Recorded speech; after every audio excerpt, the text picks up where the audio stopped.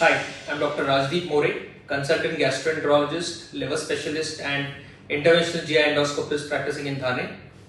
Today, we are going to discuss about a very important topic known as non-alcoholic fatty liver disease. Previously, it was thought that all fatty livers are because of alcohol consumption. However, there is a new entity called as non-alcoholic fatty liver disease.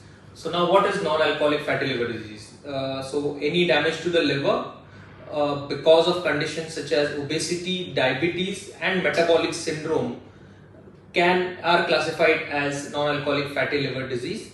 So the prevalence of NAFLD in Indian population is as high as 10 to 30%. So it is important to understand the signs and symptoms, the tests required to diagnose it, as well as what can be done to prevent it and treat it. So what are the signs and symptoms of fatty liver disease? Sometimes the patient will present with complaints such as pain in the upper abdomen or just around the stomach.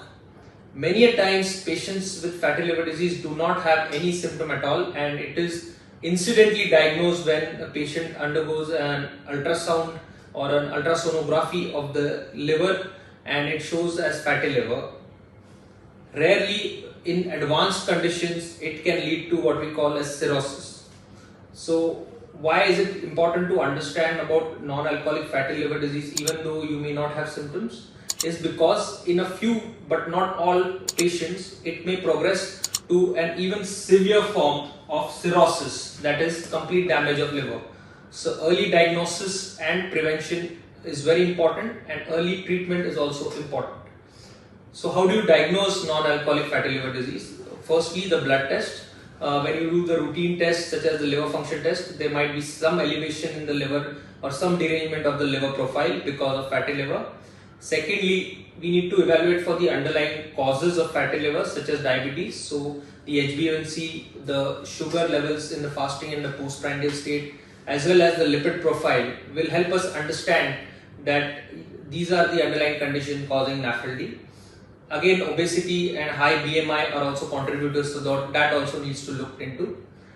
Now, how do you diagnose? It is mainly the ultrasound of the liver which will show us fatty liver, but there is an even better test that has come up now, that is called as the fibroscan or the liver elastography. In a fibroscan, it is similar to an ultrasound but a smaller probe which is placed on the right side of the liver, and the readings are taken which will tell us how much exactly is the fat deposition and how much is the stiffness of the liver. That will help us to classify and know which stage of NAFLD you are in.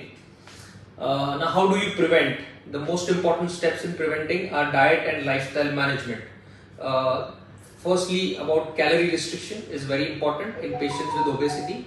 Secondly, daily exercise, brisk walk about 40 to 45 minutes, at least 5 days out of 7 days, along with some resistance training will help in achieving fat loss.